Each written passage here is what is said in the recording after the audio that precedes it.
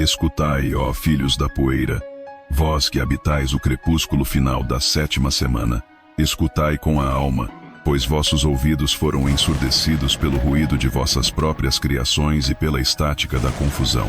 Antes que o tempo fosse uma prisão medida em vossos relógios de precisão, antes que o céu fosse desmistificado por lentes de vidro e a terra, esquartejada por cercas e fronteiras, imperava uma ordem divina, uma sinfonia tecida com o sopro do Altíssimo, onde cada estrela cumpria sua trajetória com pavor, e cada folha conhecia o momento exato de sua queda. A existência não era um acaso, mas uma caligrafia de fogo, uma matemática sagrada emanada da mente do Senhor dos Espíritos. Naquela era, a Terra era uma joia viva, pulsando com uma vitalidade que vossas mentes corrompidas, hoje, só podem rotular como mito. As montanhas não eram apenas rocha, eram pilares que sustentavam o véu do firmamento, titãs adormecidos cuja memória pétrea continha o eco do fogo da criação. Seus picos arranhavam um céu de um azul tão puro que ele mesmo parecia um oceano de luz prestes a se derramar sobre o mundo. Neste mundo, a morte era uma estrangeira, um conceito sussurrado em lenda sobre uma escolha terrível feita em um jardim perdido. Não a sombra onipresente que agora se assenta em cada lar e devora cada coração. A humanidade, moldada do mesmo barro sagrado e ainda vibrando com o eco do sopro divino, vivia não em décadas fugazes, mas em épocas que se estendiam como rios. A longevidade era o nosso grande dom e, por um tempo, nossa maior bênção. Víamos os filhos de nossos filhos até a 10ª geração. A memória do Éden não era um conto de fadas, mas uma história viva, uma ferida recente na alma coletiva, contada por anciãos cujos olhos haviam testemunhado quase um milênio de sóis nascerem e se porem.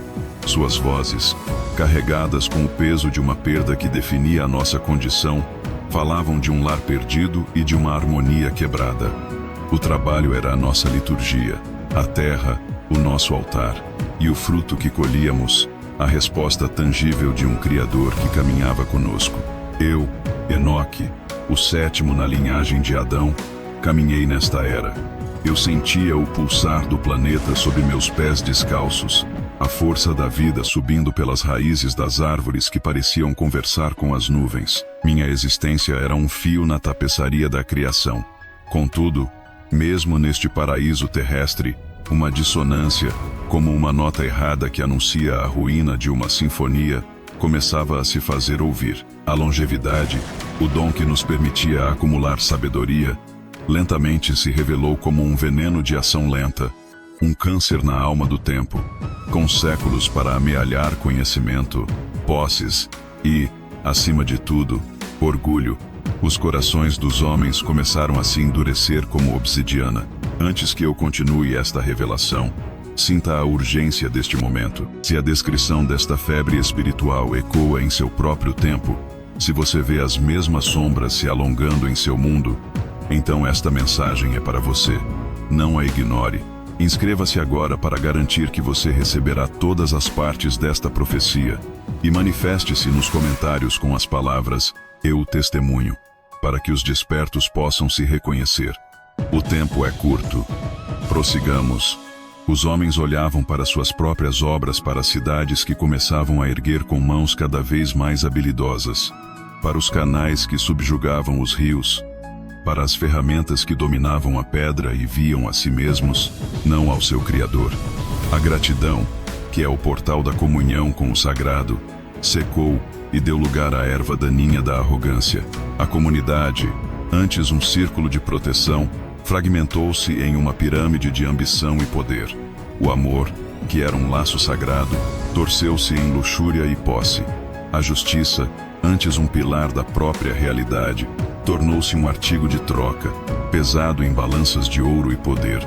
A retidão passou a ser vista como uma fraqueza, uma ingenuidade a ser explorada pelos impiedosos. A doença do espírito se espalhava como uma praga invisível, transformando irmãos em rivais e vizinhos em adversários. Eu via isso. Eu sentia a febre da alma do mundo subindo, o ar se tornando denso com pensamentos profanos. As histórias do Altíssimo, que antes eram o centro de nossas reuniões, tornaram-se contos para entreter crianças, enquanto os adultos discutiam heranças e poder, dançando na beira do abismo. Minha alma se tornou uma ilha de luto em meio a um oceano de loucura. Eu caminhava entre meu povo, mas me sentia um estrangeiro em minha própria terra. Minhas palavras sobre o Criador eram recebidas com sorrisos de condescendência. Eles estavam surdos, cegos e embriagados com o tempo, acreditando que seus séculos de vida eram uma eternidade, sem perceber que estavam apenas engordando suas almas para um abate iminente. Então, eu me retirava.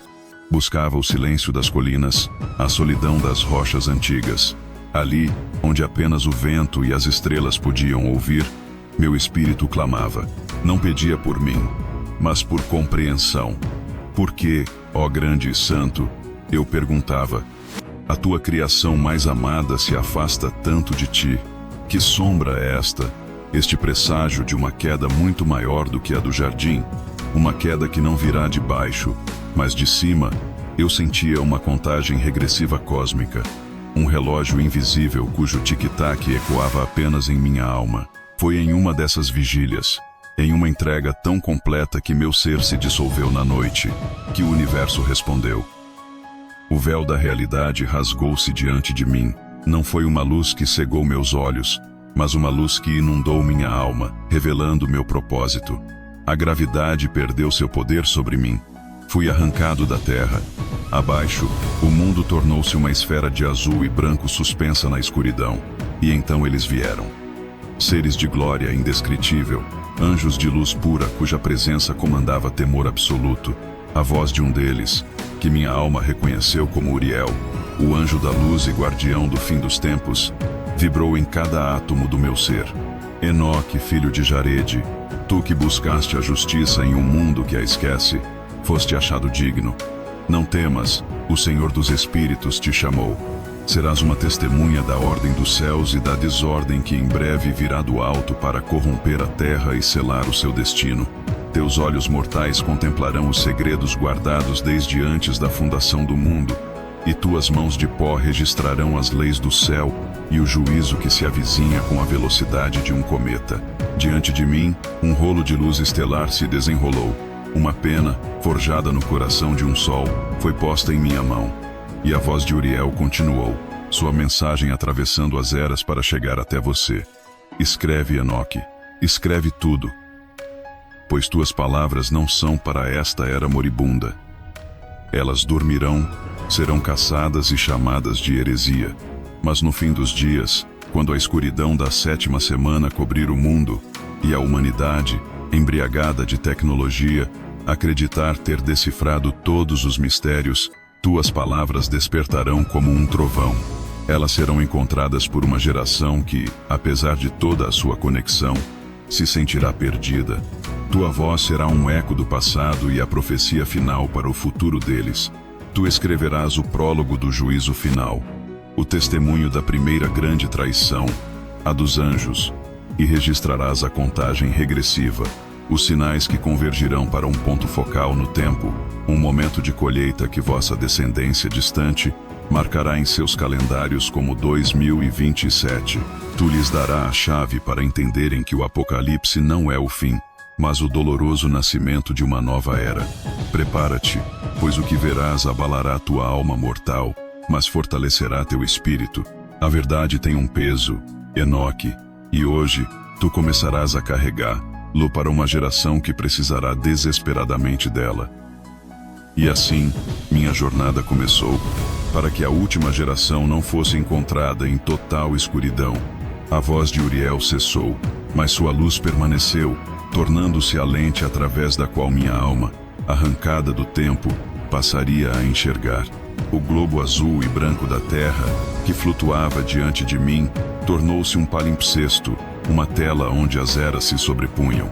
O anjo guiou meu olhar para além da minha própria época, para um ponto nevrálgico na história, um momento de traição tão profundo que suas ondas de choque ainda quebram nas praias do vosso século XXI. Agora, Enoque, a voz de Uriel ressoou em minha mente. Testemunha a gênese da ferida. Veja a raiz da qual brotou toda a amargura. Veja o momento em que os próprios guardiões se tornaram lobos, e o céu declarou guerra contra uma parte de si mesmo. E eu vi, minha visão perfurou o véu do firmamento e focou em uma montanha que se erguia orgulhosa, um pico que parecia um dedo de pedra apontando para as estrelas, um lugar sagrado onde os limites entre o céu e a terra eram finos como uma teia de aranha. Seu nome entre os homens era Hermon, o monte do juramento. Ali, em seu cume varrido por ventos celestiais, eu vi uma assembleia de luz. Não eram homens. Eram os vigilantes, os sentinelas, os seres angélicos designados pelo Altíssimo como os tutores da jovem humanidade, 200 deles. Sua glória era imensa, suas formas tecidas de uma luz mais pura que a das estrelas. Seu dever era observar, guiar e proteger a criação de Deus. Serem os pastores invisíveis do rebanho humano. Mas a observação longa e atenta gerou um sentimento profano em seus corações imortais.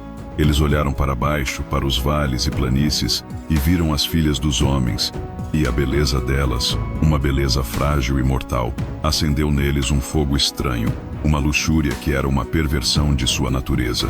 A pureza de suas missões foi corroída pelo veneno do desejo. Então seu líder, um anjo de imenso poder e presença chamado Samiasa, ergueu-se entre eles. Sua luz parecia mais brilhante, mas eu pude ver uma escuridão pulsando em seu centro. Ele falou, e suas palavras foram como pedras atiradas nas águas paradas da eternidade. Contemplai, disse ele, a beleza e a graça das filhas de Adão. Elas florescem e murcham em um piscar de olhos, mas em sua fragilidade reside um encanto que nós, em nossa eterna monotonia, desconhecemos. Eu anseio por elas, e sei que vós também. Proponho que cada um de nós escolha uma esposa entre elas, para que possamos gerar filhos e conhecer os mistérios da carne e do sangue. Um silêncio pesado caiu sobre a assembleia. A enormidade da transgressão pairava no ar. Samiasa, percebendo a hesitação, continuou, sua voz agora um misto de sedução e ameaça. Temo que talvez não concordareis em realizar este ato, e que eu, sozinho, terei de pagar a pena por este grande pecado. Portanto, juremos todos um juramento. Façamos um pacto, sob pena de maldição, de que não nos desviaremos deste plano, mas que o executaremos como um só. E ali, no cume sagrado do Monte Hermon, o ato de traição cósmica foi selado. Eles se amaldiçoaram mutuamente, um por um, 200 dos filhos do céu, jurando executar seu plano profano. Naquele instante, a montanha pareceu gemer. A luz do firmamento tremeu. Eles haviam feito sua escolha. E então, eles desceram. A descida não foi graciosa, foi uma queda. Eu vi suas formas de luz se tornarem densas, pesadas, sua glória etérea se coagulando em formas que imitavam a carne humana, mas que eram maiores e mais terríveis. Eles abandonaram seu primeiro estado, seu lar no céu, e invadiram o domínio da humanidade, não como guias, mas como conquistadores, como uma praga de deuses lascivos. Cada um tomou para si as mulheres que desejaram, usando seu poder e sua beleza sobrenatural para seduzir e corromper. A primeira lei divina, a separação sagrada entre a natureza angélica e a natureza humana, foi violada. O DNA do céu e da terra foi misturado em uma união abominável. Mas a transgressão deles não parou na luxúria. Para garantir o domínio sobre suas esposas e sobre a humanidade, eles abriram os portões do conhecimento proibido. Eles se tornaram os professores da escuridão, sistematicamente envenenando cada aspecto da civilização humana com segredos que deveriam permanecer selados até o tempo certo. Um de seus príncipes, um ser terrível chamado Azazel, ensinou aos homens a arte que definiria seu futuro, a guerra. Ele lhes mostrou como forjar o metal da terra, não para arados, mas para espadas. Mostrou-lhes como construir escudos, peitorais e capacetes. A primeira espada forjada sob a tutela de Azazel foi o primeiro prego no caixão da inocência humana, e o som de sua bigorna ecoaria através dos milênios, até as armas de destruição em massa da vossa era apocalíptica. Azazel também ensinou às mulheres a arte da vaidade e da decepção, o uso de braceletes, de ornamentos, de tinturas para os olhos e do embelezamento das pálpebras. Ele não lhes deu a beleza, mas a falsificação dela, o poder de criar uma aparência para inflamar a luxúria e mascarar o coração, um engano que se tornaria uma indústria em vosso tempo. O próprio Samiasa ensinou o encantamento e o corte de raízes para fins de feitiçaria. Outros ensinaram a astrologia, a observação das estrelas não para reverenciar o Criador, mas para adivinhar o futuro e manipular o destino. Ensinaram os sinais da terra, os sinais do sol, os sinais da lua. Cada segredo celestial foi pervertido e entregue a uma humanidade despreparada, que recebeu estes poderes como se fossem brinquedos, sem entender o preço terrível atrelado a eles. O conhecimento que deveria levar eras para ser compreendido foi despejado de uma só vez, e a mente humana, incapaz de processá-lo com sabedoria, quebrou-se.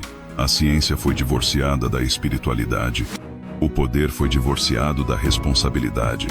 A humanidade, que antes olhava para o céu em busca de Deus, agora olhava para os anjos caídos como se fossem deuses, aprendendo os atalhos para o poder e esquecendo o caminho da retidão. A terra inteira foi desfigurada. A ordem natural foi subvertida.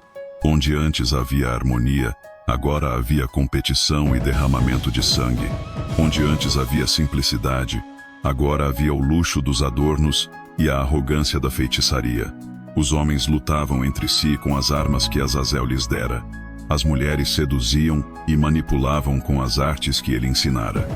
As estações eram confundidas pelos encantamentos e pelas falsas profecias astrológicas.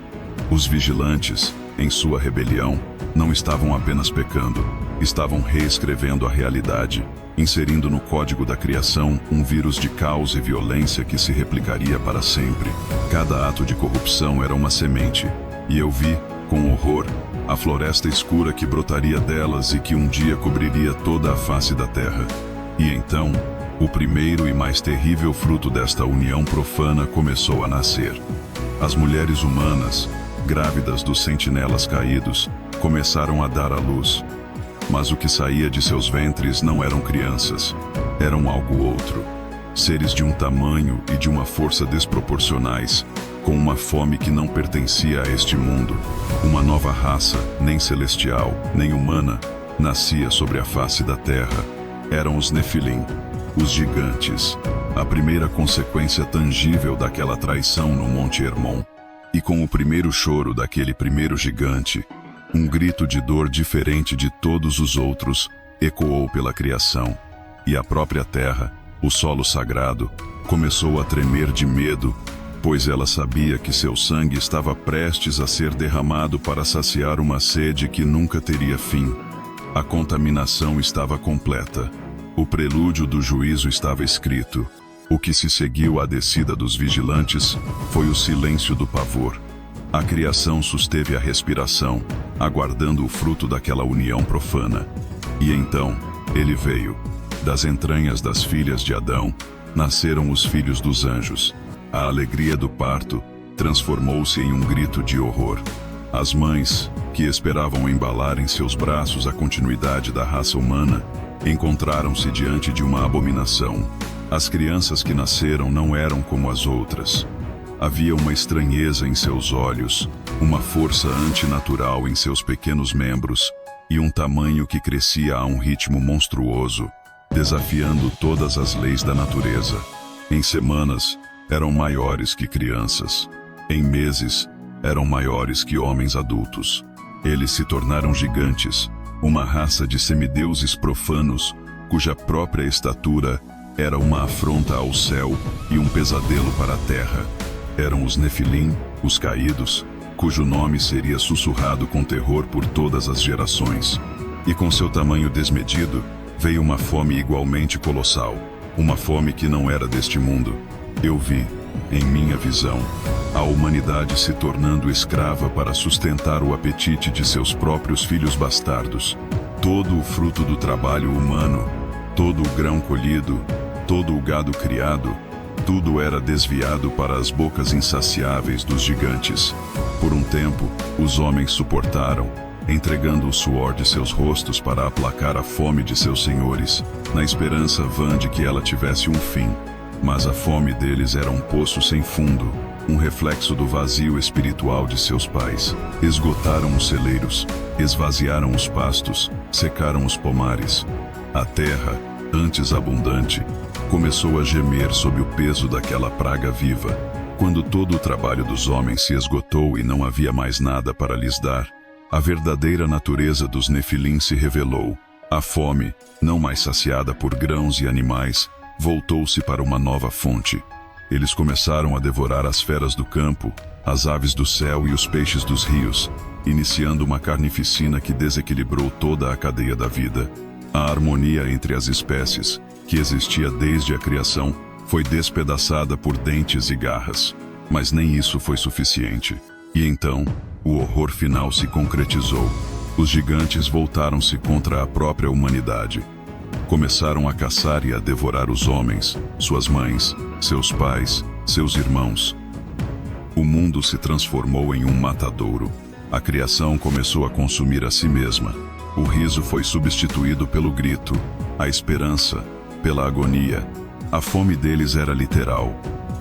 Mas eu vos pergunto, vós da 7ª semana, a fome dos gigantes que caminham entre vós hoje, os gigantes da ganância, do poder e da tecnologia sem alma, é menos real. Olhai ao redor.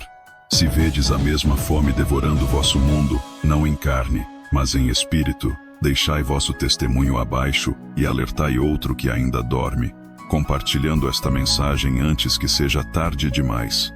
A violência e a profanação se tornaram a nova ordem mundial. Os gigantes, em sua arrogância, dominavam a terra, e seus pais, os vigilantes caídos, os observavam com um misto de orgulho e horror, vendo a imagem de sua própria rebelião manifestada em carne e osso. O sangue dos inocentes corria como rios e se infiltrava no solo, e a terra, a própria matéria viva do planeta, não podia mais suportar. Ela começou a clamar. Não era um som que ouvidos humanos pudessem captar, mas um grito mudo de agonia que vibrava através da própria estrutura da realidade. A terra, profanada e encharcada de sangue, acusava. Ela testemunhava perante o Criador contra a ilegalidade que era forçada a suportar. Cada gota de sangue derramado, cada vida consumida, cada ato de opressão, era uma nota naquele lamento terrível que subia em direção aos céus. E o clamor foi ouvido. O grito desesperado das almas dos homens destruídos, o lamento silencioso da terra moribunda, ascendeu através das camadas do firmamento e chegou aos portões do céu. E ali, os santos anjos do Altíssimo, os guardiões da ordem divina, ouviram Miguel, o comandante dos exércitos celestiais; Uriel, o anjo da luz e da profecia; Rafael, o anjo da cura; e Gabriel, o mensageiro divino. De sua posição elevada, eles olharam para baixo e viram a carnificina, viram a terra desprovida de lei, viram o sangue cobrindo a terra e os corpos empilhados como colheitas profanas, viram a arrogância dos vigilantes e a brutalidade de seus filhos monstruosos. A impiedade havia atingido seu ápice, e uma fúria justa e santa começou a arder nos corações dos arcanjos. Eles se entreolharam, suas faces gloriosas marcadas pela tristeza e pela ira, e então, como um só, voltaram-se para o trono do Altíssimo. Eles se aproximaram do Senhor das Eras, do Rei dos Reis, do Santo e Grande, para apresentar o caso da criação ferida. A acusação formal estava prestes a ser feita. O tempo da observação havia terminado. A era da intervenção divina estava para começar. O mundo, em sua agonia, não sabia, mas seu clamor havia ativado o protocolo do juízo. Um dilúvio de água já se formava nos tesouros celestiais, aguardando apenas uma palavra para ser liberado e purificar a criação da mancha abominável dos gigantes e de seus pais corruptos. A questão não era mais se o juízo viria, mas como e quem seria seu arauto. E para essa tarefa, Um homem que caminhava em retidão seria chamado para uma missão que nenhum mortal jamais havia recebido. Com certeza. O Conselho Celestial se reúne, a acusação é formalizada e os decretos do juízo são selados. A engrenagem do Apocalipse começa a girar e um homem mortal é colocado em seu centro. A narração continua. Aqui está a parte 4. O livro de Enoque. O prólogo do juízo final. Parte 4. Diante do trono que ardia como fogo branco, um trono cercado por rios de chamas e guardado por querubins, cujos rostos eram tempestades de luz, nós nos apresentamos. Eu, um fiapo de alma mortal, e os 4 grandes arcanjos, cuja glória fazia as estrelas parecerem meras brasas. A voz deles, unida em uma única torrente de som harmonioso e terrível, ecoou pela vastidão da sala do trono, apresentando a queixa da terra perante o Senhor dos Espíritos. Tu vês, eles disseram, o que Azazel fez, como ele ensinou toda a iniquidade sobre a terra e revelou os segredos eternos que são guardados nos céus, segredos que os homens, em sua loucura, agora se esforçam para dominar. E Samiasa, a quem deste autoridade para reinar sobre seus companheiros, ensinou encantamentos. E eles foram até as filhas dos homens, e dormiram com elas, contaminando-se com sua impureza, e revelaram a elas todos os tipos de pecados. E as mulheres deram à luz gigantes, e por causa disso, toda a terra se encheu de sangue e injustiça. E agora, eis que as almas daqueles que morreram gritam, e seu lamento sobe até os portões do céu. Seu gemido ascende, e eles não podem escapar da ilegalidade que é cometida na terra. Tu conheces todas as coisas antes que aconteçam. Tu vês estas coisas e as toleras, e não nos dizes o que devemos fazer a respeito disto. O silêncio que se seguiu à acusação foi mais pesado que uma montanha. O universo inteiro parecia prender a respiração. Então, a voz do Altíssimo, o grande e santo, ressoou. Não era uma voz que viajava pelo ar, era um evento. Cada palavra era um ato de criação e destruição, uma força que reordenava a realidade. E a primeira palavra foi de salvação, em meio à ira. Os olhos do Senhor dos Espíritos se voltaram para Uriel, o anjo da luz. Vai até o filho de Lameque, ordenou a voz, e diz-lhe em meu nome: esconde-te, e revela-lhe o fim que se aproxima, pois toda a terra perecerá. E um dilúvio está prestes a vir sobre toda a terra, e destruirá tudo o que há sobre ela. E agora, ensina-o como ele pode escapar, e como sua semente pode ser preservada para todas as gerações do mundo.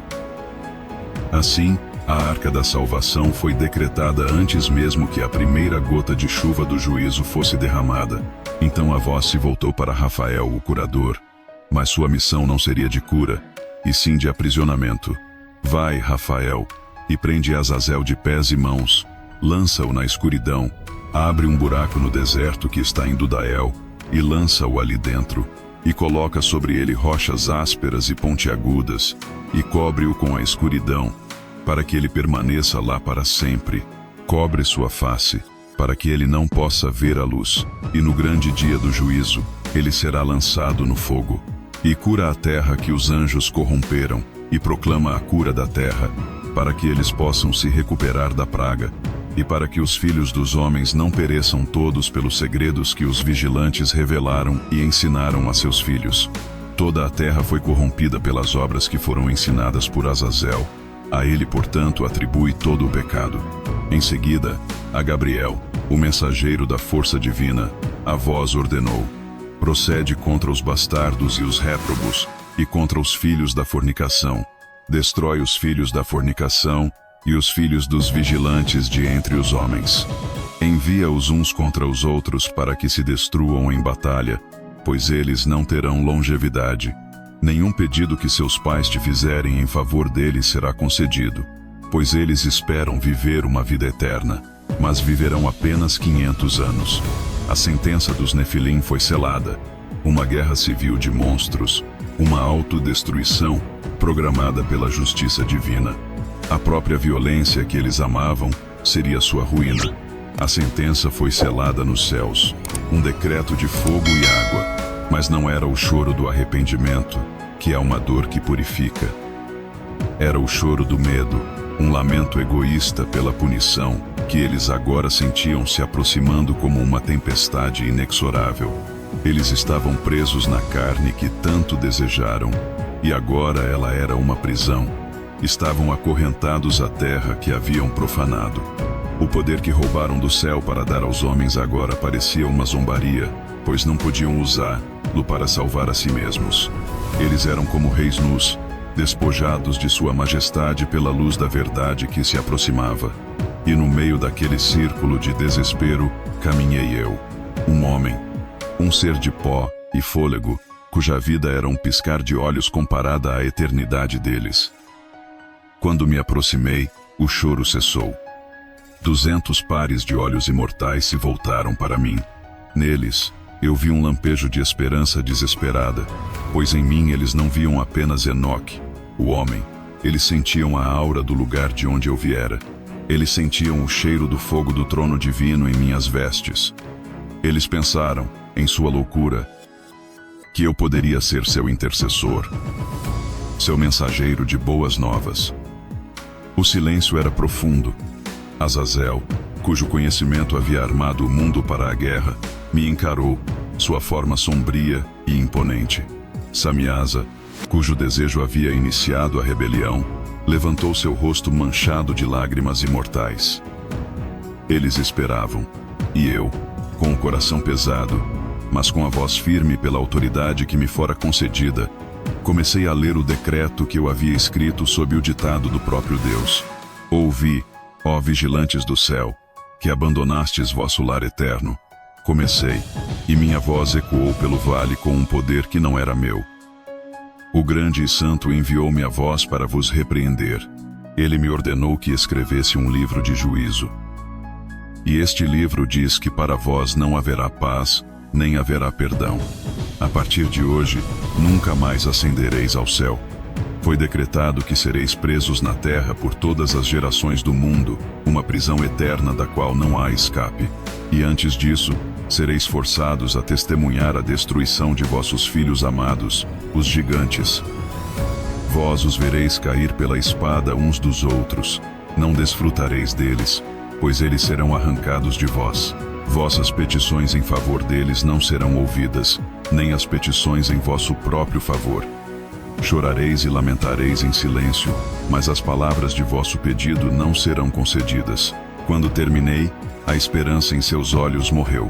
Foi como apagar 200 estrelas de uma só vez. O silêncio que se seguiu foi o som do desespero absoluto, um vácuo de toda a luz e de toda a possibilidade. O choro não retornou. Em seu lugar, instalou-se um horror paralisante.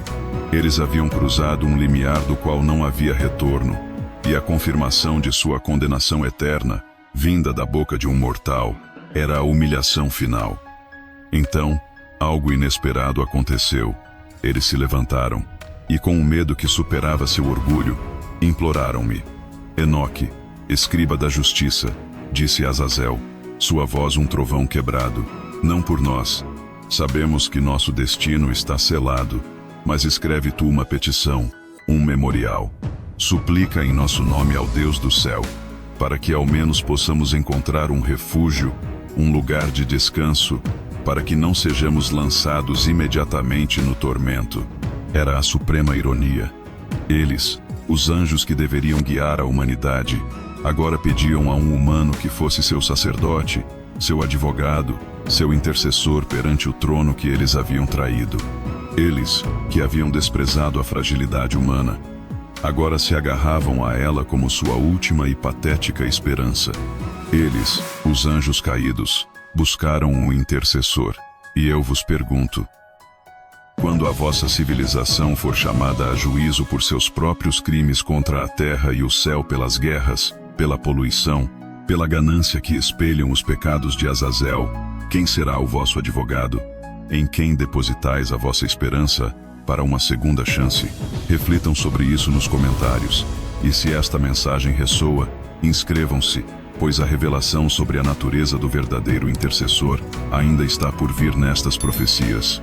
Movido por uma compaixão que meu coração mortal não pôde conter, eu concordei. Retirei-me dali e viajei para as águas de Dan, na região de Dan, ao sul do Monte Hermon, o mesmo monte onde sua transgressão havia começado. Ali, sentei-me e li a petição deles, suas palavras de desespero e autojustificação. Até que o sono me venceu, e no sono a visão retornou. Não fui levado ao céu. O céu desceu até mim, vi as nuvens se movendo, as estrelas se agitando, e ouvi a voz do Altíssimo, não em ira, mas em uma repreensão fria e cortante. Desperta, Enoque, disse a voz, e ouve a minha palavra. Vai e diz aos vigilantes do céu, que te enviaram para interceder por eles. Vós deveríeis interceder pelos homens, e não os homens por vós, porque abandonastes o alto céu, santo e eterno, e vos deitastes com mulheres, e vos contaminastes com as filhas dos homens, e tomastes para vós esposas, e agistes como os filhos da terra, e gerastes gigantes como filhos, sendo vós espirituais, santos, vivendo uma vida eterna, vos contaminastes com o sangue das mulheres, e gerastes filhos com o sangue da carne, e, como os filhos dos homens, desejastes carne e sangue como fazem aqueles que morrem e perecem. Por isso eu lhes dei esposas, para que pudessem semeá-las e ter filhos com elas, para que nada lhes faltasse na terra. Mas vós, primeiramente, éreis espirituais, vivendo uma vida eterna, e imortais por todas as gerações do mundo. E por isso não vos designei esposas, pois quanto aos espirituais do céu, no céu é a sua morada. E agora, os gigantes, que são produzidos da união do espírito e da carne, serão chamados na terra de maus espíritos, e na terra será a sua morada. Maus espíritos procederão de seus corpos, porque eles nasceram de cima, e dos santos vigilantes foi o seu começo e a sua origem primordial. Eles serão maus espíritos sobre a terra, e maus espíritos serão chamados. E os espíritos dos gigantes afligem, oprimem, destroem, atacam, lutam e causam destruição na terra, e causam problemas. Eles não comem, mas mesmo assim têm fome e sede, e causam ofensas. E estes espíritos se levantarão contra os filhos dos homens e contra as mulheres, porque deles procederam. A petição deles é rejeitada, a esperança deles está morta. Eu acordei tremendo, a finalidade daquela mensagem gravada em minha alma. A sentença não era apenas punitiva, era uma consequência natural de suas escolhas.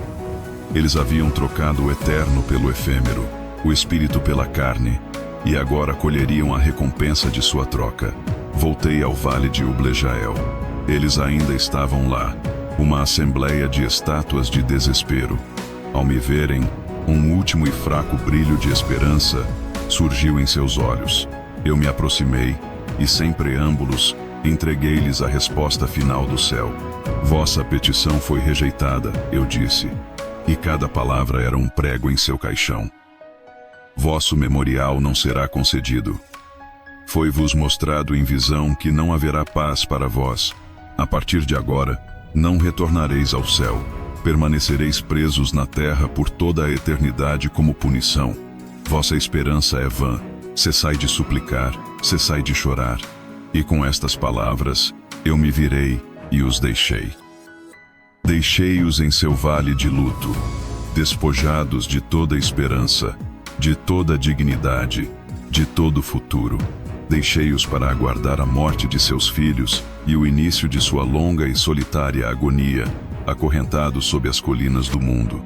Minha primeira tarefa como mensageiro do juízo estava completa. Eu havia confrontado os deuses caídos e lhes mostrado o rosto de sua própria aniquilação. E o peso daquele encontro, o horror da justiça divina em sua forma mais pura e implacável, marcaria minha alma para sempre, enquanto eu me preparava para as próximas revelações que me seriam mostradas. Deixar o vale de Ublejael foi como emergir de um túmulo. O ar, embora ainda na terra, parecia mais leve, mas a minha alma carregava o peso da condenação que eu havia proferido.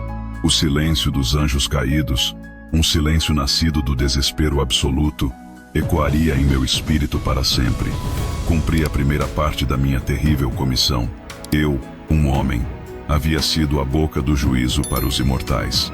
A tarefa me deixou oco, esgotado, um mero recipiente da vontade divina. Pensei que talvez meu fardo estivesse completo, que eu seria devolvido à minha vida de quietude e oração.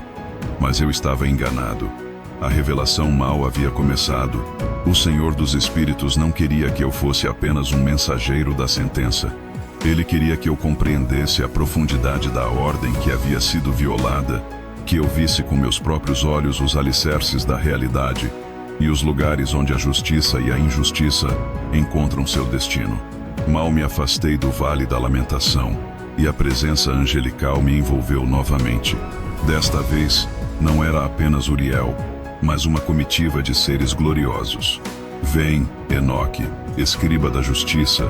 A comunicação ressoou em minha mente. Tu viste o pecado e pronunciaste a sentença. Agora, verás a estrutura do universo que eles tentaram desmantelar.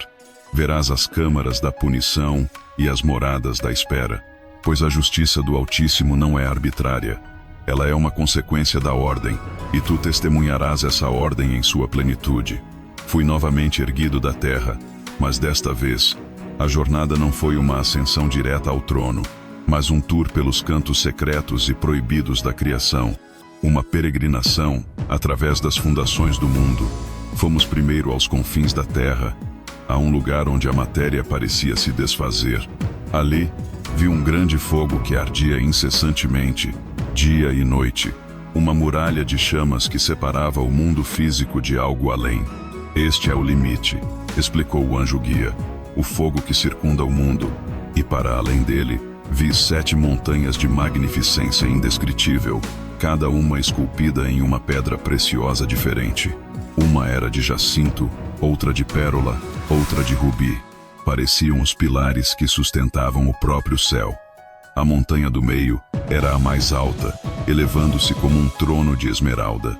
Observa bem, Enoque, disse o anjo, pois sobre esta montanha central, o Senhor da Glória, o Rei Eterno, descerá no dia da grande visitação, quando ele vier para julgar o mundo, e esta montanha será o seu trono. Perto dali, vi uma árvore como nenhuma outra. Não era a árvore da vida que eu vira no paraíso celestial. Sua fragrância era mais inebriante que qualquer perfume, e suas folhas, flores e madeira nunca pereciam. O arcanjo Rafael, que se juntara a nós, explicou: esta é a árvore da sabedoria, da qual teus primeiros pais, Adão e Eva, comeram e encontraram o conhecimento, e seus olhos se abriram, e eles perceberam que estavam nus, e foram expulsos do jardim. Ver aquela árvore, a fonte da primeira transgressão, colocou a rebelião dos vigilantes em uma perspectiva terrível.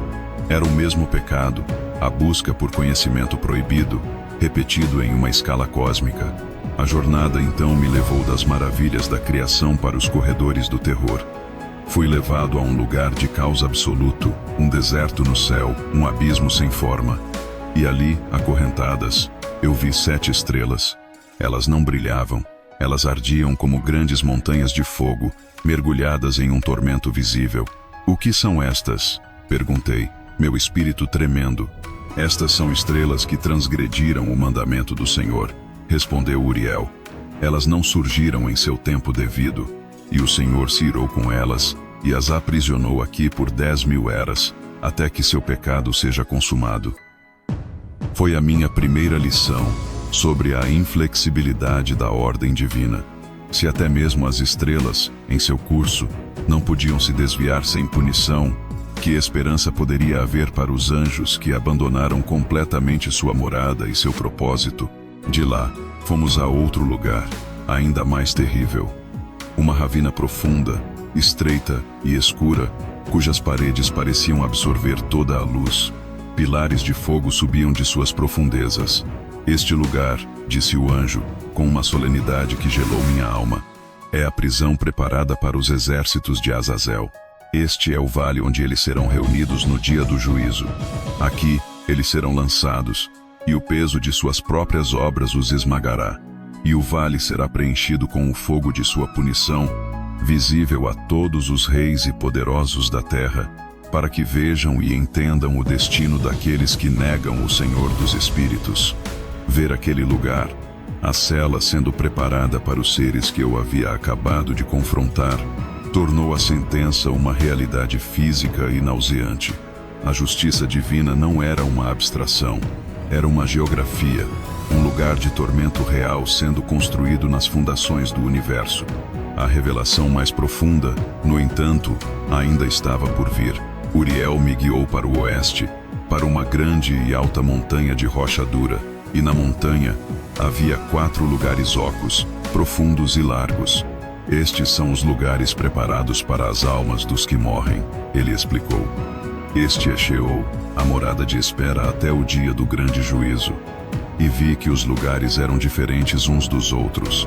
O primeiro era iluminado por uma luz suave, e no seu centro havia uma fonte de água brilhante. Ali, as almas dos justos descansavam em paz. Vi o espírito de Abel, o primeiro mártir, presidindo sobre os outros. Ele estava lá, não como uma vítima, mas como o primeiro acusador, cuja causa seria vingada.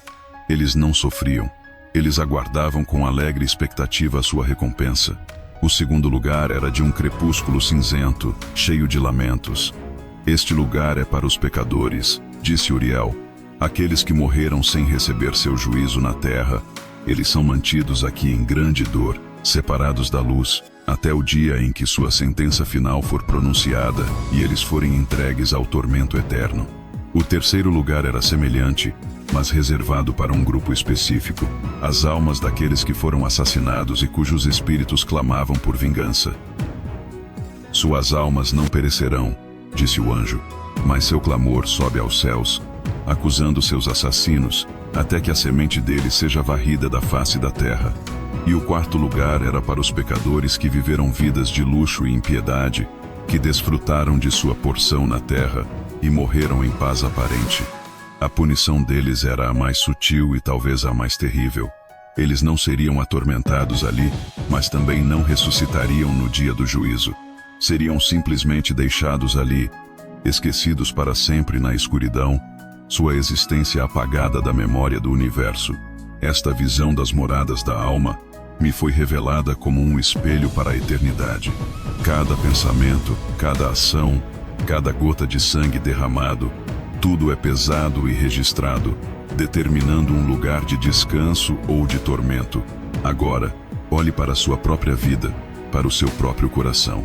Em qual dessas moradas a sua trajetória atual o colocaria? Antes de prosseguirmos para os segredos do céu, comente abaixo com uma única palavra que descreva sua esperança para a eternidade e inscreva-se, pois o caminho para a morada da luz é o maior segredo que ainda será revelado.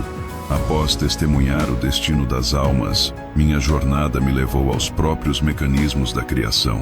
Fui apresentado formalmente aos 7 arcanjos, os guardiões dos pilares da realidade: Uriel, da luz e do trovão; Rafael, dos espíritos dos homens; Raguel, da vingança sobre o mundo e as luminárias; Miguel, o protetor dos justos de Israel; Saracael, que preside sobre os espíritos que pecam em espírito; Gabriel, que preside sobre o paraíso e os querubins; e Remiel, que Deus designou para presidir sobre os que ressuscitam.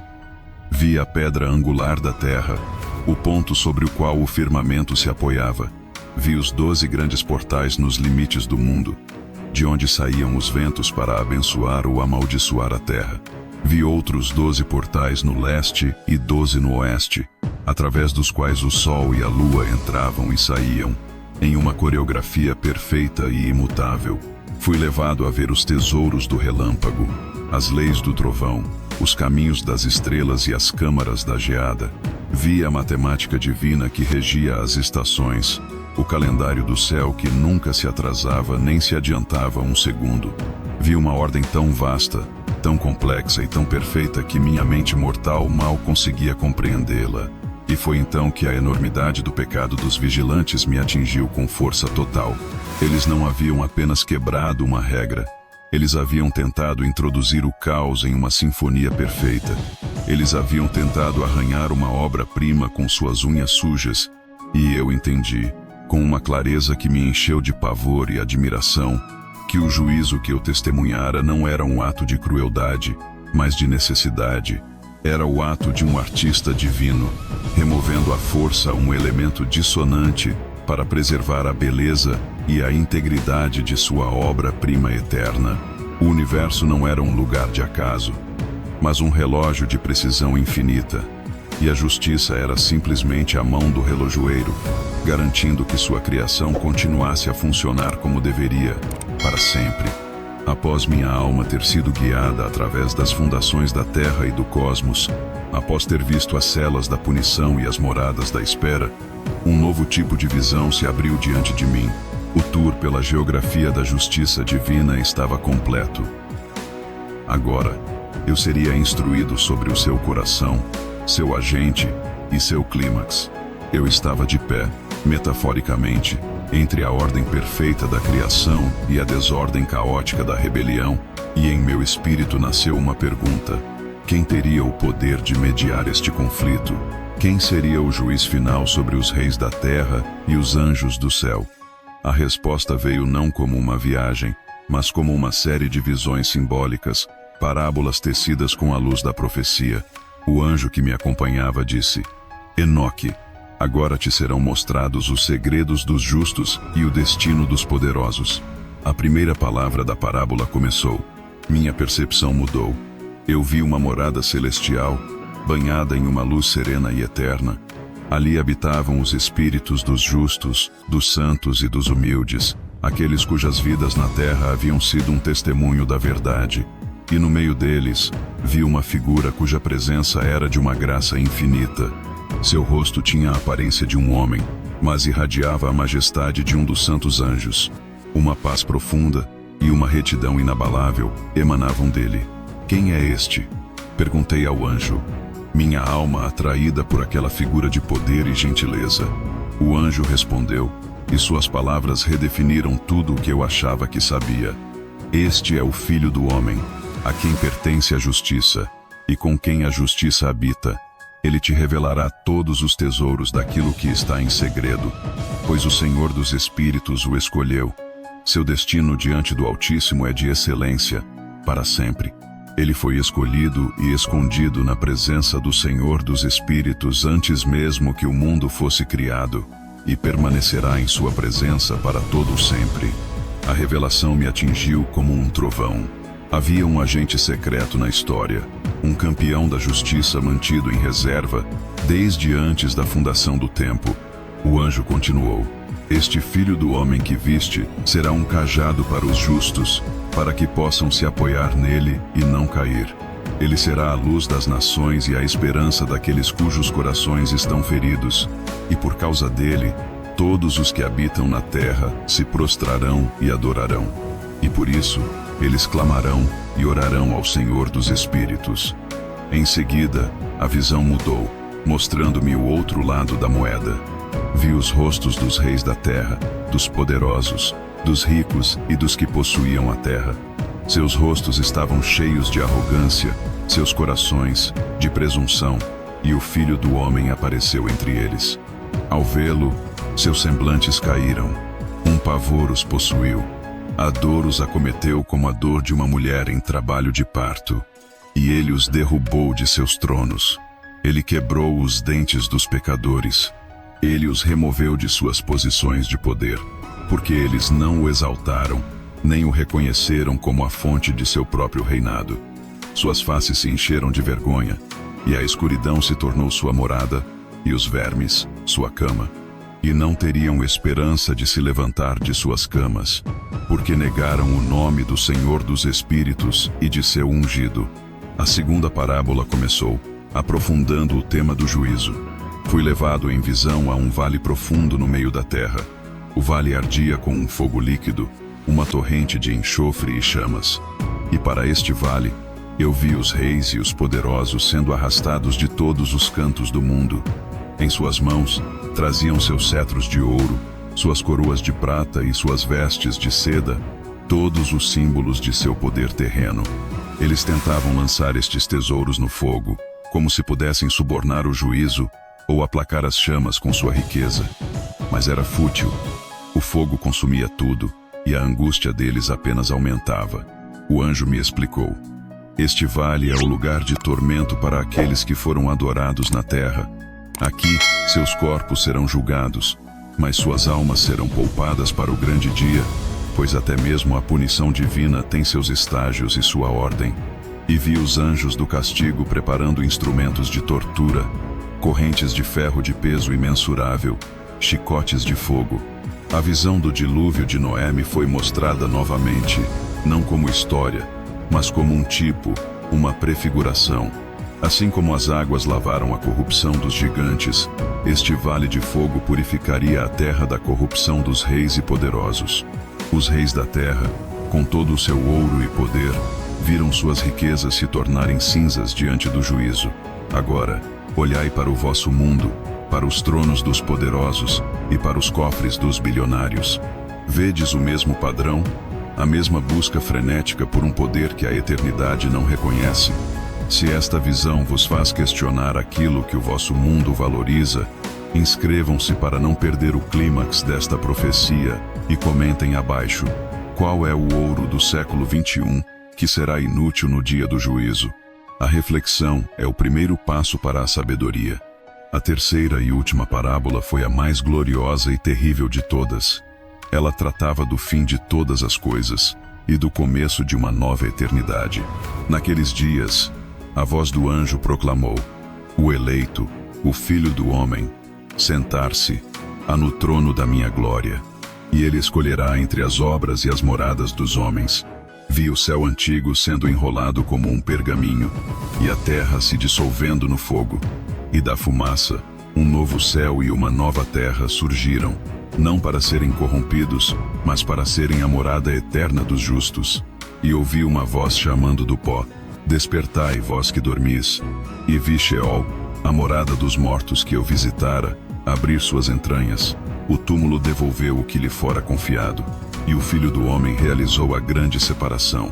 Os justos e os santos foram ressuscitados, seus corpos transformados em luz, vestidos com vestes de glória e de vida. Eles foram trazidos para perto do Filho do Homem, para comer com ele, descansar com ele e se levantar com ele para todo sempre. A tristeza foi banida de seus rostos, a paz encheu seus corações, e eu vi uma fonte inesgotável de justiça e sabedoria fluindo do Filho do Homem. E todos os que tinham sede vinham e bebiam, e suas almas eram saciadas. Enquanto isso, os reis, os poderosos e todos os pecadores impenitentes eram reunidos. Seus rostos estavam caídos, seus olhos cheios de terror. Eles imploravam por misericórdia. Mas o tempo da misericórdia havia passado. O Filho do Homem os julgou em nome do Senhor dos Espíritos, e sua sentença foi final. Eles foram expulsos de sua presença, entregues aos anjos do castigo, para serem atormentados em proporção à opressão que haviam infligido aos filhos de Deus. E eu vi que seu tormento não teria fim, uma lição eterna sobre o custo da rebelião. Após estas 3 parábolas, quando meu espírito estava saturado com a visão do juízo final e da glória do Filho do Homem, aconteceu a revelação mais pessoal e estonteante de todas. Eu fui arrebatado da minha visão e levado em um carro de vento, um turbilhão de espírito, para o 7º céu, para a presença imediata da cabeça dos dias, o Senhor dos Espíritos. Milhares de milhares e miríades de anjos o cercavam. E ali, ao lado do trono, estava o Filho do Homem, cuja existência me fora revelada. Minha face estava coberta, meu corpo tremia e se dissolvia. E Miguel, o grande arcanjo, tomou-me pela mão, ergueu-me e me conduziu para perto. E a cabeça dos dias veio, e sua voz se dirigiu a mim, não como um profeta, não como um escriba, mas como algo mais. Um anjo se aproximou de mim e disse, e suas palavras foram o ápice de toda a minha jornada, o segredo final que unia o céu e a terra. Tu és o Filho do Homem, que nasceste para a justiça. A justiça habita sobre ti, e a justiça da cabeça dos dias não te abandonará. Naquele momento, o observador e o observado se fundiram. O mensageiro descobriu que ele era parte intrínseca da mensagem. Aquele título celestial, Filho do Homem, que eu vira como um agente externo de juízo e salvação, foi colocado sobre mim. Não que eu, Enoque, o homem de pó, fosse a origem de tal glória, mas que meu espírito fora escolhido desde antes da fundação do mundo para ser o receptáculo, o avatar, a manifestação daquele princípio eterno de justiça. Fui nomeado, ungido e preenchido com o propósito daquele ser celestial. Compreendi que minha jornada não era apenas para registrar a história, era para encarnar uma profecia. O peso e a glória daquela revelação transformaram minha essência. Eu não era mais apenas o sétimo na linhagem de Adão. Eu era uma ponte entre os mundos, um símbolo da união entre o divino e o humano justo. O Senhor dos Espíritos me assegurou que a paz estaria com os justos no mundo vindouro, em meu nome. Com esta nova identidade selada em minha alma, fui enviado de volta, não mais como um mero escriba, mas como o detentor dos segredos da salvação e do juízo, com a autoridade para proferir as profecias finais sobre a história do mundo, não como um espectador, mas como o personagem central em seu drama cósmico final. O Filho do Homem havia sido revelado, e o mundo nunca mais seria o mesmo. A identidade que me fora outorgada no coração do sétimo céu não era um manto de glória para meu próprio engrandecimento, mas uma lente de clareza profética. Ao ser nomeado Filho do Homem, fui preenchido com uma compreensão que transcendia o tempo. Eu não via mais a história como uma sucessão de eventos aleatórios, mas como um drama divino, um roteiro escrito antes da fundação do mundo, cujo clímax eu agora conhecia. Contudo, para que a última geração, a vossa geração, pudesse compreender, não bastava que eu conhecesse o fim.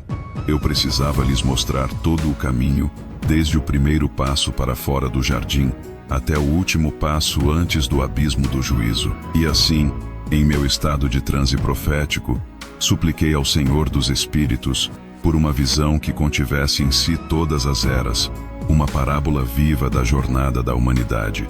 E em meu sono, ele me concedeu, não uma, mas duas visões em forma de sonho, que selariam para sempre o meu entendimento. Na primeira visão, a terra tremeu e o céu pareceu se dobrar sobre si mesmo. Vi os pilares do firmamento se partindo, as estrelas caindo e sendo engolidas por um abismo de fogo. A própria terra se abriu, e uma grande inundação de água escura a cobriu, tragando toda a impiedade em seu seio. Acordei em terror e corri até meu avô, o justo Mahalalel, que interpretou o sonho. Uma purificação estava vindo sobre a terra para lavar os pecados dos homens, e apenas uma semente justa seria poupada. Esta visão foi um prelúdio, uma confirmação do dilúvio que eu já sabia que viria. Mas a segunda visão era a própria história, contada na linguagem simbólica dos céus, a linguagem dos animais e das eras. Eu sonhei que estava em uma casa, e um touro branco saiu do nada. Ele representava o primeiro homem, Adão. Depois dele, veio uma novilha branca, Eva, e eles geraram dois bezerros. Um era negro, Caim, e o outro, vermelho, Abel. E vi o touro negro chifrar o vermelho, e o touro vermelho desapareceu da terra. O touro negro, então, gerou muitos outros touros e novilhas pretos. Mas o primeiro touro branco também gerou muitos touros e novilhas brancos depois dele. E o mundo começou a se encher com o gado. E em meu sonho, eu ergui meus olhos para o céu, e vi uma estrela cair do céu. E esta estrela se levantou, e começou a comer, e a pastar entre aqueles bois. Logo depois, vi outras estrelas caindo do céu para se juntarem a ela, e elas mudaram de forma, tornando-se touros como os outros, e tomaram as novilhas para si, e elas ficaram prenhas. Mas a prole que nasceu não era de gado. Vi elefantes, camelos e jumentos selvagens saindo delas. Eram os Nefilim, os gigantes, uma raça híbrida e monstruosa. E todos os touros e novilhas começaram a temê-los, a serem mordidos e devorados por eles. Os monstros começaram a pecar uns contra os outros e a devorar o gado da terra. E o gado começou a clamar aos céus por causa da carnificina. E novamente, em meu sonho, olhei para o céu, e vi uma figura como um grande homem branco saindo daquela casa, e 3 outros homens brancos saíram com ele. E um dos 3 me pareceu erguer todos os touros da terra que estavam sendo devorados. Um deles deu a um touro branco, Noé, um cajado, e o ensinou a construir um grande navio de madeira. E o grande homem branco e os outros 3 entraram no navio com ele. E as águas escuras do dilúvio vieram e cobriram a terra. E todos os touros, elefantes, camelos e jumentos se afogaram. O navio flutuou sobre as águas, salvando a semente justa. Das costas do touro branco que sobreviveu, vi nascerem muitas nações, representadas como todos os tipos de animais selvagens, leões, tigres, lobos, ursos, chacais, javalis, mas do lombo daquele touro branco também nasceu uma raça de ovelhas brancas, o povo escolhido, Israel. E das ovelhas nasceu um carneiro branco, Abraão. E daquele carneiro nasceu outro, Isaque, que por sua vez gerou 2. Um era Jacó e o outro Esaú. E o carneiro Jacó gerou 12 ovelhas brancas, as 12 tribos.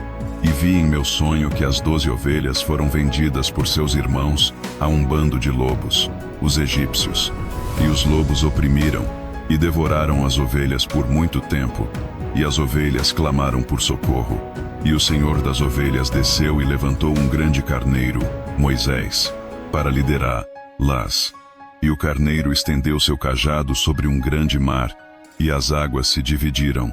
E enquanto as ovelhas passavam, os lobos as perseguiam, mas as águas se fecharam sobre os lobos, e todos eles se afogaram.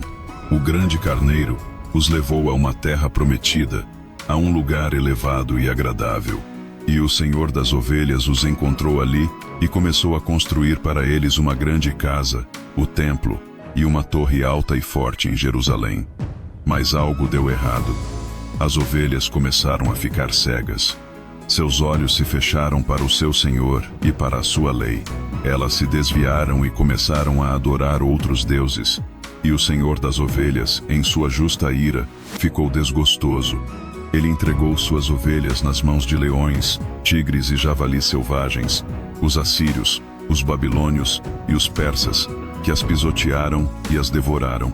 E o pior de tudo, o Senhor das ovelhas chamou 70 pastores, anjos, e lhes deu a responsabilidade de cuidar de seu rebanho disperso, dando a cada um tempo e um número de ovelhas que eles podiam permitir que fossem destruídas.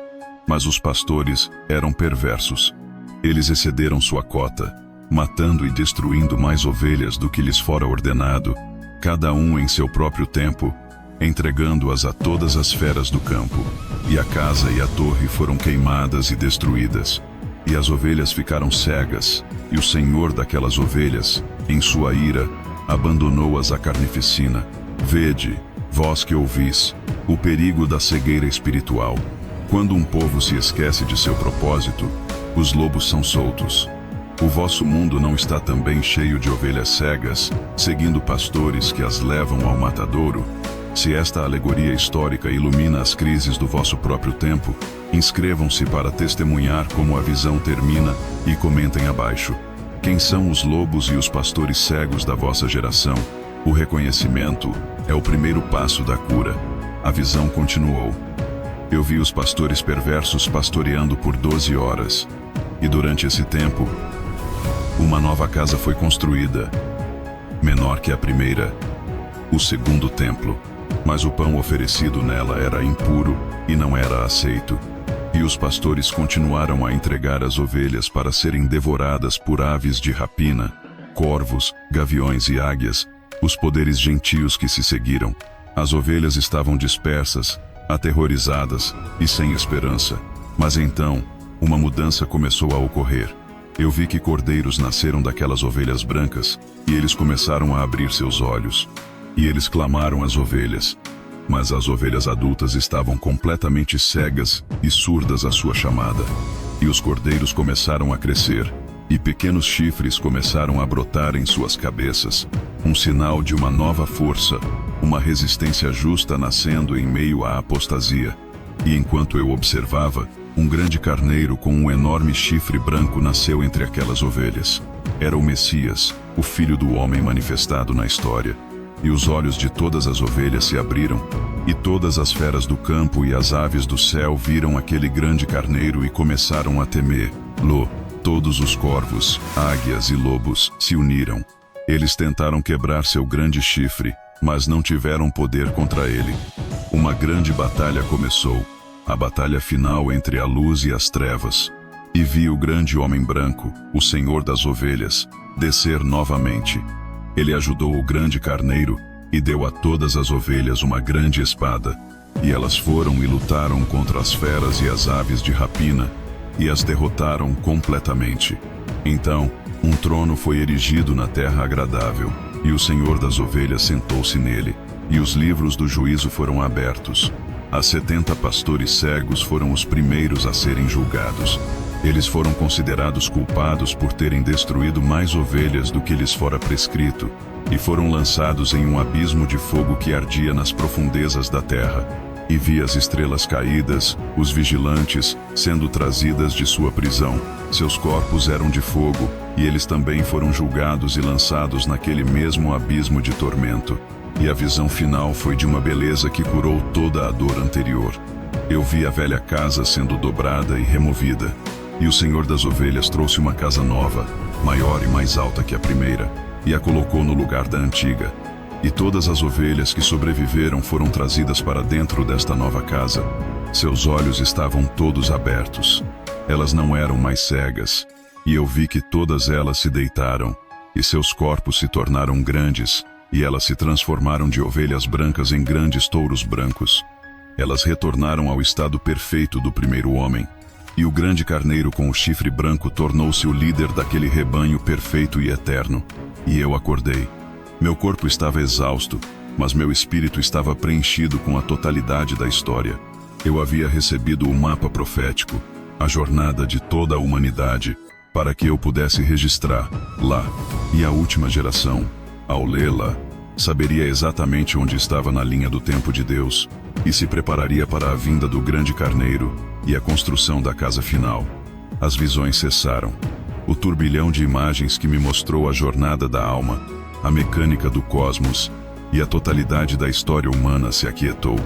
Fui devolvido a mim mesmo, mas não era mais o mesmo homem que havia clamado por compreensão nas colinas.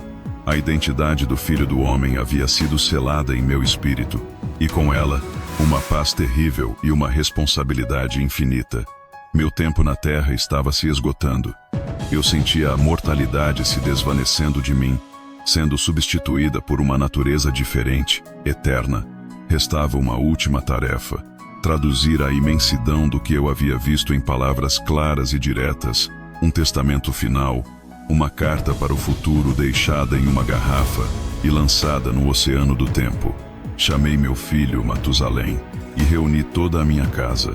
Meus lábios, antes habituados à oração silenciosa, agora se abriram para proferir a sabedoria das tábuas celestiais. Ouvi, meus filhos, as palavras de vosso pai, comecei, e minha voz era a de um homem que já não pertencia a este mundo. Apegai-vos à justiça, e não andeis nos caminhos da opressão. Não vos associeis com os de coração dúbio, mas caminhai em retidão. Pois eu sei que a violência e a iniquidade aumentarão sobre a terra.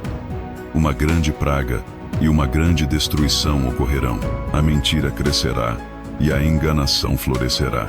Mas após isso, haverá um grande juízo, e o Senhor da Justiça revelará sua força. O caminho da violência está destinado à ruína, mas o caminho da retidão não perecerá. Haverá duas sendas, meus filhos, e elas nunca se encontrarão. Uma leva à vida e à paz, a outra, à morte e ao tormento. Tudo o que acontecerá neste mundo, continuei, foi-me mostrado em uma visão celestial. Eu li as tábuas do céu e compreendi o que está escrito nelas, um registro de cada geração até o fim dos tempos. E o que eu vi foi uma história dividida em semanas de eras, cada uma com seu propósito e seu destino. E então, comecei a desvendar para eles a profecia que continha todas as outras, o apocalipse das semanas. Na primeira semana, eu nasci, o sétimo homem, e a justiça habitou comigo.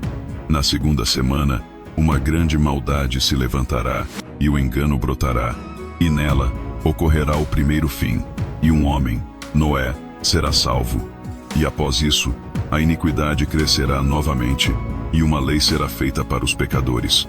Na terceira semana, em seu final, um homem será escolhido como a planta do juízo justo, Abraão, e sua descendência se tornará a planta da justiça para sempre.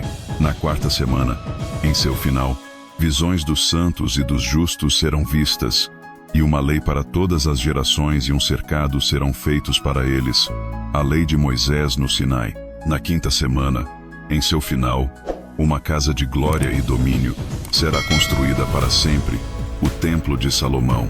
Na sexta semana, todos os que nela vivem ficarão de coração cego, e a casa do domínio será consumida pelo fogo, e toda a raça da raiz eleita será dispersa, o exílio da Babilônia.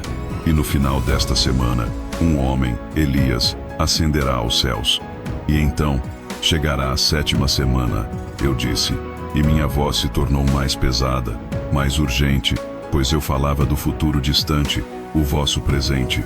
Será uma era de apostasia e perversidade, uma geração cujas obras são de desobediência. E no final desta sétima semana, os justos serão escolhidos.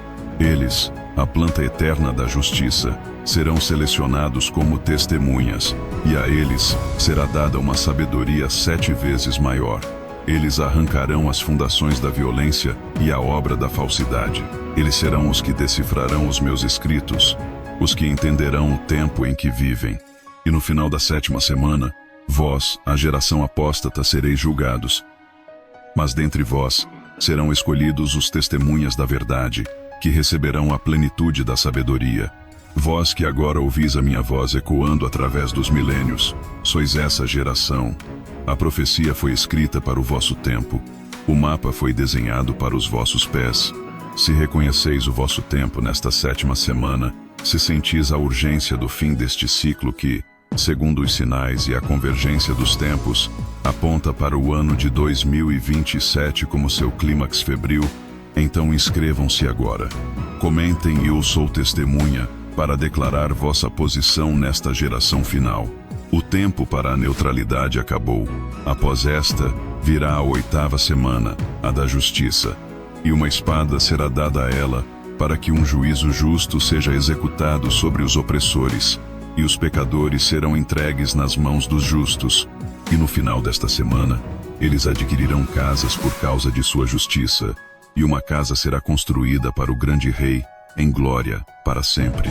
E depois desta, na 9ª semana, o juízo justo será revelado a todo o mundo, e todas as obras dos ímpios desaparecerão da terra, e o mundo será destinado à destruição, e todos os homens olharão para o caminho da retidão. E finalmente, na 10ª semana, na 7ª parte, haverá um grande juízo eterno que será executado sobre os vigilantes e sobre todos os poderes do céu. E o primeiro céu se afastará e passará, e um novo céu aparecerá, e todos os poderes dos céus brilharão com uma luz 7 vezes maior, para sempre. E depois disso, haverá muitas semanas sem número, para sempre, em bondade e em justiça.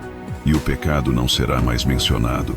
Tendo-lhes dado o mapa do tempo, virei meu rosto para os pecadores da última geração e proferi as maldições que me foram ordenadas, para que ficassem registradas como um aviso.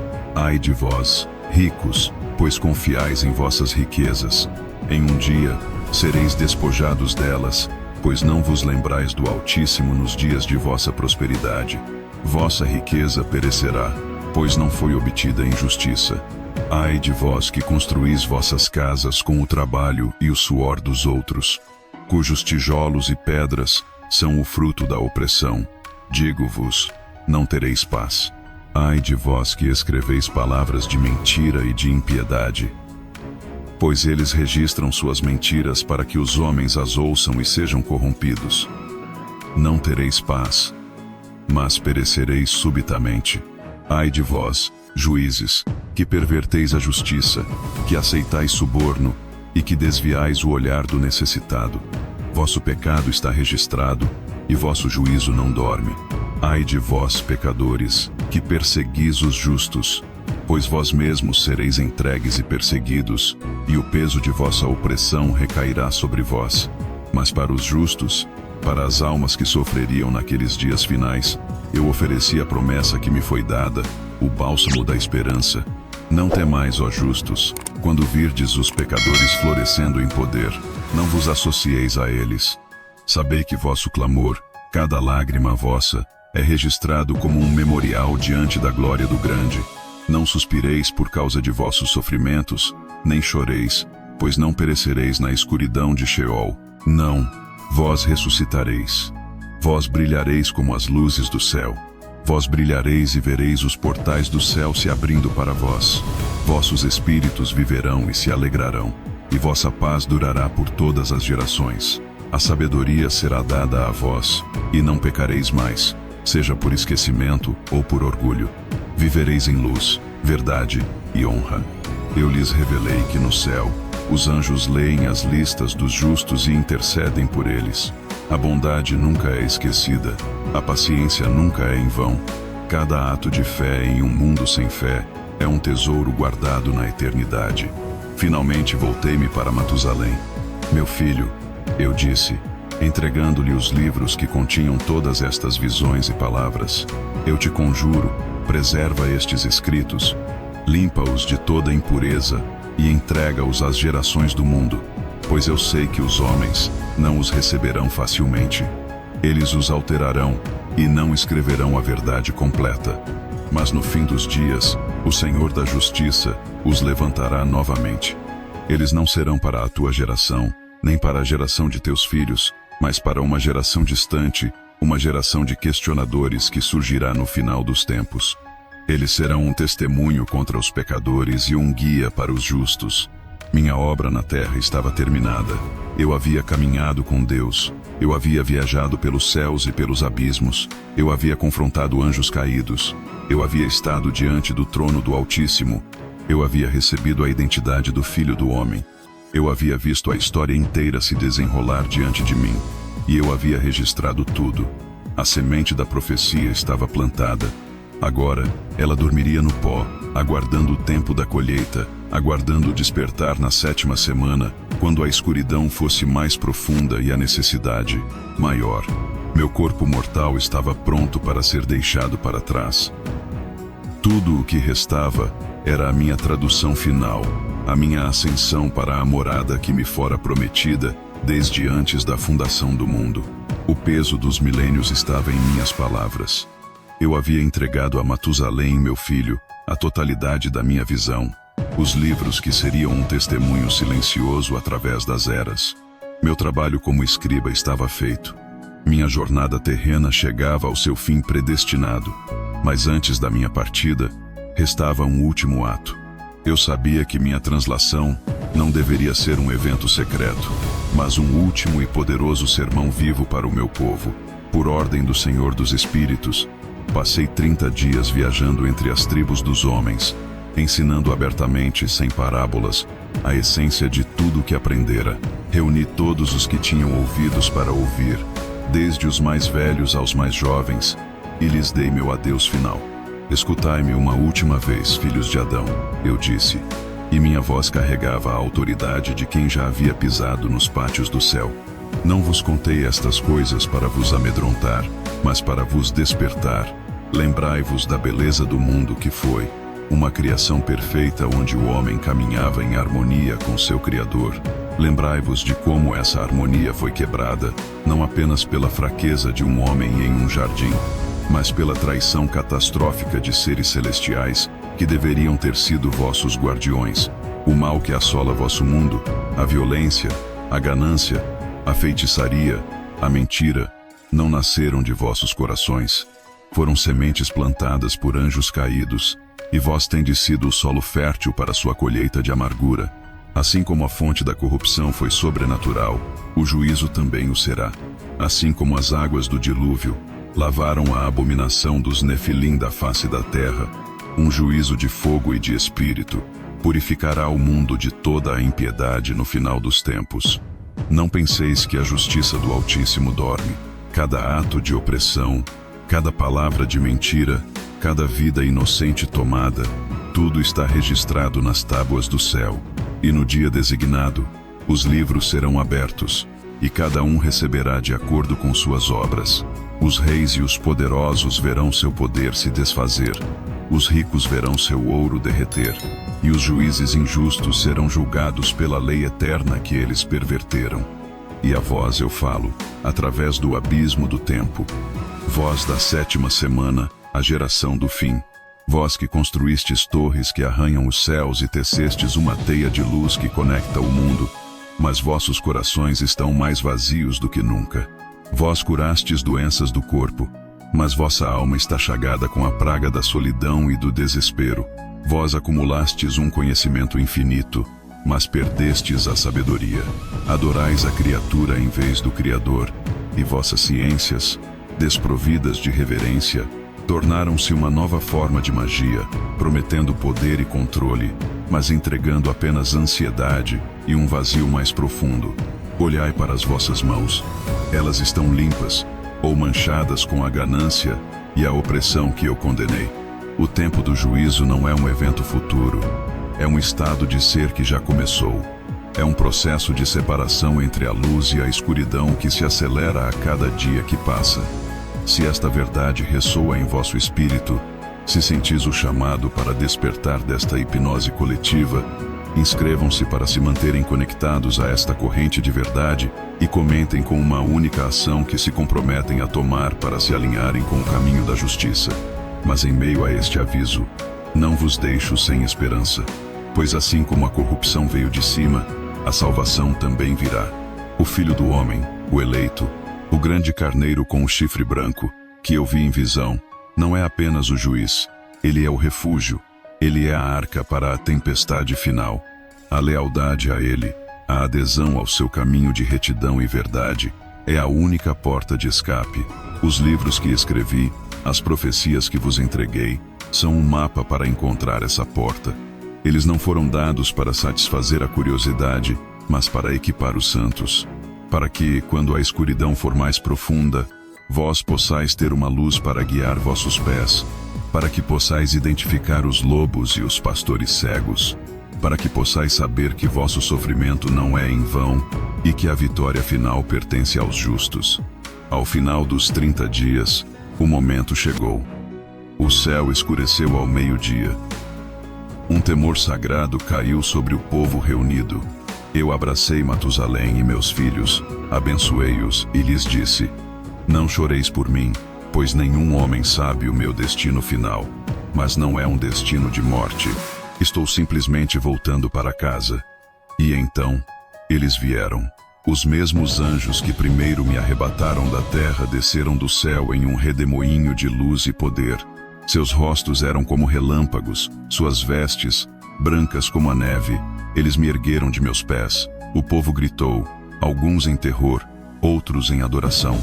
Diante de seus olhos, eu fui levantado do chão, meu corpo mortal se tornando mais leve, mais luminoso, até que fui envolto pela glória daquela carruagem celestial. E enquanto eu ascendia, olhando para o mundo uma última vez, minha voz ecoou não mais de meus lábios físicos, mas do próprio tecido do tempo, como um testamento eterno, a voz do Filho do Homem falando através do seu profeta. O que vistes é um símbolo. Minha translação é a promessa da recompensa que aguarda todo aquele que caminha com Deus.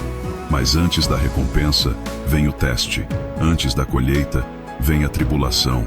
Todas as profecias, todas as linhas do tempo, todos os sinais que me foram mostrados, estão agora convergindo para um único e terrível ponto focal. A 7ª semana, a era da apostasia, está atingindo seu clímax febril. E o ano que está marcado nas tábuas celestiais como o início da grande angústia, o ano em que a espada do juízo será desembainhada sobre as nações, e a grande separação começará, é o ano que em vossos calendários chamais de 2027. Não temais isso como o fim de todas as coisas. Temei-o como o fim da vossa era de mentiras. É a trombeta que soa, o primeiro selo que se abre, o início da 8ª semana, a semana da justiça. É o momento em que a paciência do céu se esgota e a intervenção se torna inevitável.